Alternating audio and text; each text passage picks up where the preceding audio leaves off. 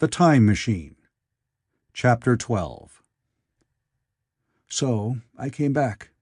For a long time I must have been insensible upon the machine. The blinking succession of the days and nights was resumed. The sun got golden again, the sky blue. I breathed with greater freedom. The fluctuating contours of the land ebbed and flowed. The hand spun backward upon the dials. At last I saw again the dim shadows of houses, the evidences of decadent humanity. These too changed and passed, and others came. Presently, when the million dial was at zero, I slackened speed. I began to recognize our own petty and familiar architecture. The thousands hand ran back to the starting point. The day and night flapped slower and slower. Then the old walls of the laboratory came round me. Very gently now I slowed the mechanism down. I saw one little thing that seemed odd to me. I think I have told you that when I set out, before my velocity became very high, Mrs. Watchett had walked across the room, travelling, as it seemed to me, like a rocket. As I returned, I passed again across that minute when she traversed the laboratory. But now her every motion appeared to be the exact inversion of her previous ones. The door at the lower end opened and she glided quietly up the laboratory, back foremost, and disappeared behind the door by which she had previously entered. Just before that I seemed to see Hillier for a moment, but he passed like a flash. Then I stopped the machine and saw about me again the old familiar laboratory, my tools, my appliances, just as I had left them. I got off the thing, very shaky, and sat down upon my bench. For several minutes I trembled violently. Then I became calmer. Around me was my old workshop again, exactly as it had been. I might have slept there, and the whole thing had been a dream. And yet, not exactly. The thing had started from the southeast corner of the laboratory. It had come to rest again in the northwest, against the wall where you saw it. That gives you the exact distance from my little lawn to the pedestal of the white Sphinx, into which the Morlocks had carried my machine. For a time my brain went stagnant. Presently I got up and came through the passage here, limping because my heel was still painful, and feeling sorely begrimed. I saw the Pall Mall Gazette on the table by the door. I found the date was indeed today, and looking at the timepiece, saw the hour was almost 8 o'clock. I heard your voices and the clatter of plates. I hesitated. I felt so sick and weak. Then I sniffed good wholesome meat and opened the door on you. You know the rest. I washed and dined, and now I am telling you the story. I know, he said after a pause, that all this will be absolutely incredible to you.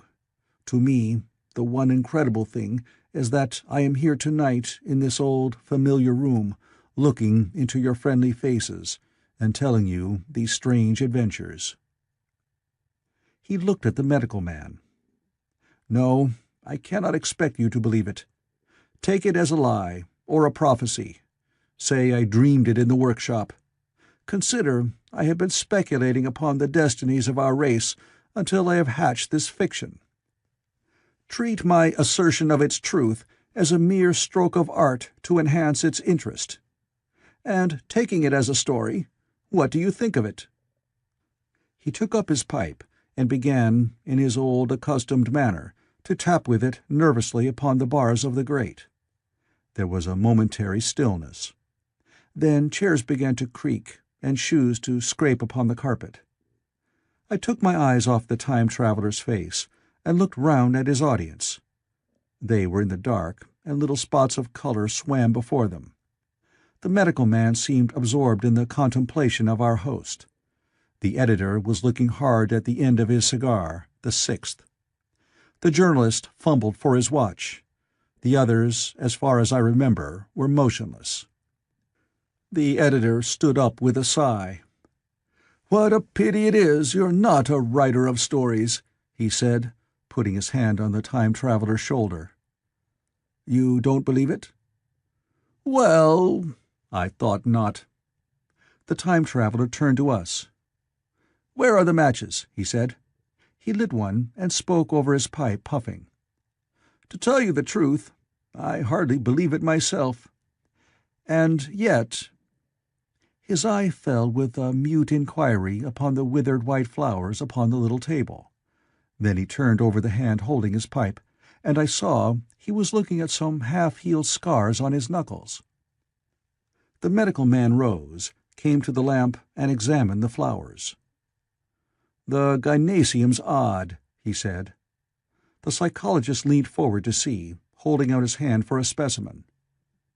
"I'm hanged if it isn't 1:45, said the journalist. "How shall we get home?"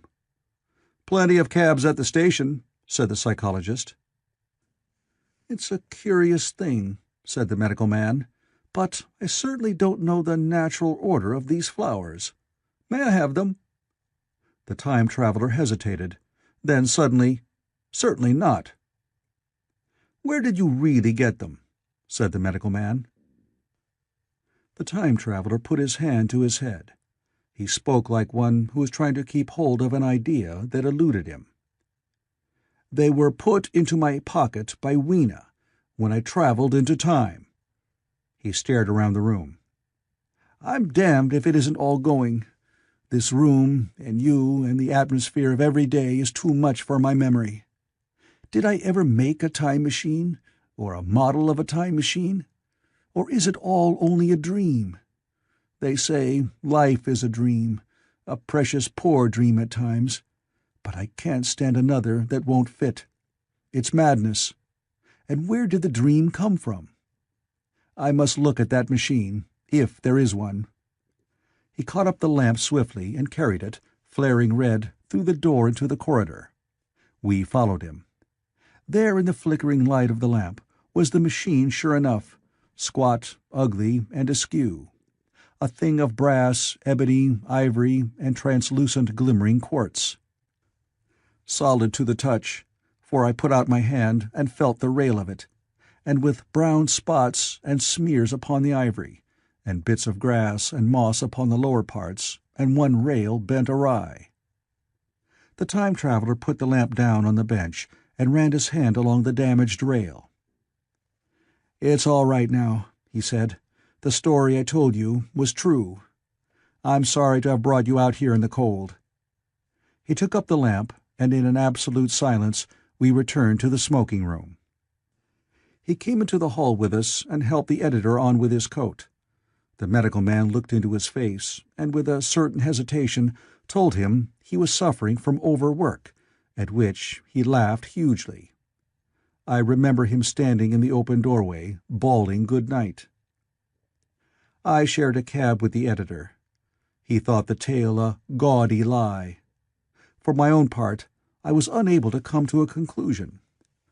The story was so fantastic and incredible, the telling so credible and sober. I lay awake most of the night thinking about it. I determined to go next day and see the time-traveler again.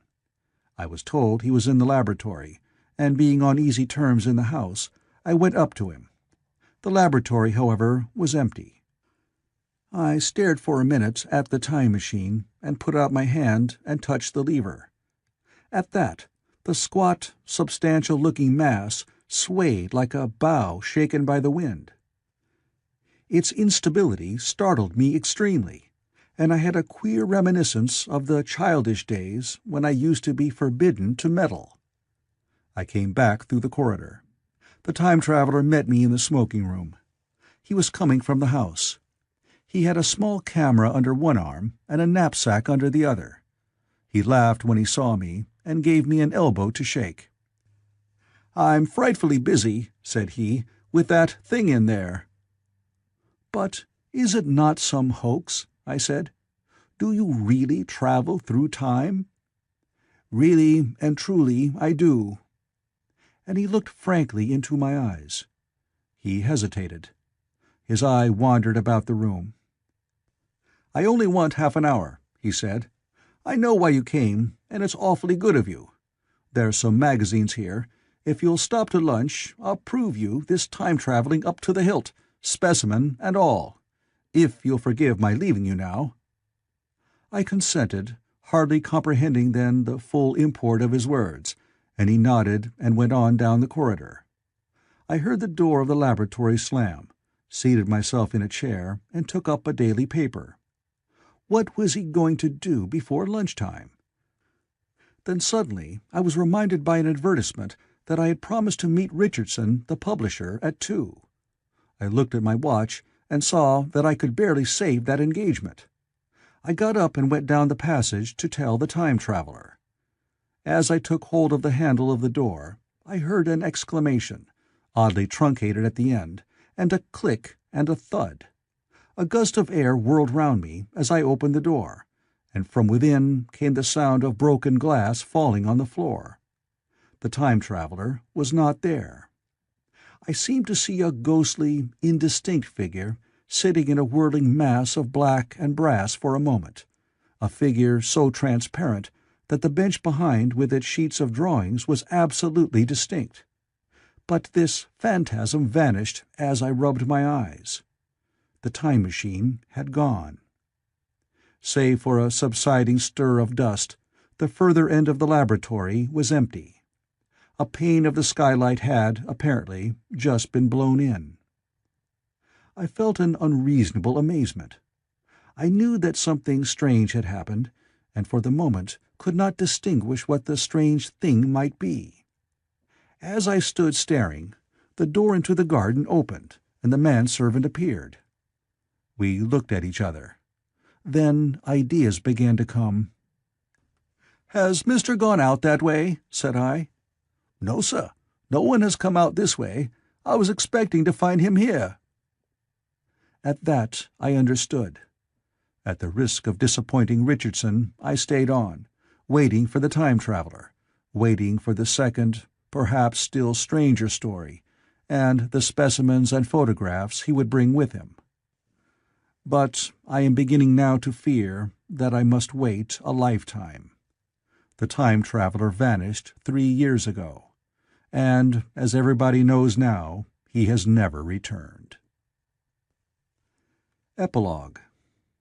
One cannot choose but wonder. Will he ever return? It may be that he swept back into the past, and fell among the blood-drinking, hairy savages of the age of unpolished stone, into the abysses of the Cretaceous Sea, or among the grotesque saurians, the huge reptilian brutes of the Jurassic times. He may even now, if I may use the phrase, be wandering on some plesiosaurus-haunted oolitic coral reef, or beside the lonely saline lakes of the Triassic Age. Or did he go forward, into one of the nearer ages, in which men are still men, but with the riddles of our own time answered and its wearisome problems solved? Into the manhood of the race, for I, for my own part, cannot think that these latter days of weak experiment, fragmentary theory, and mutual discord are indeed man's culminating time. I say, for my own part, he, I know, for the question had been discussed among us long before the time machine was made, thought but cheerlessly of the advancement of mankind, and saw in the growing pile of civilization only a foolish heaping that must inevitably fall back upon and destroy its makers in the end. If that is so, it remains for us to live as though it were not so. But to me, the future is still black and blank, is a vast ignorance, lit at a few casual places by the memory of his story. And I have by me, for my comfort, 2 strange white flowers, shriveled now and brown and flat and brittle, to witness that even when mind and strength had gone, gratitude and a mutual tenderness still lived on in the heart of man. The End of the Time Machine by H. G. Wells.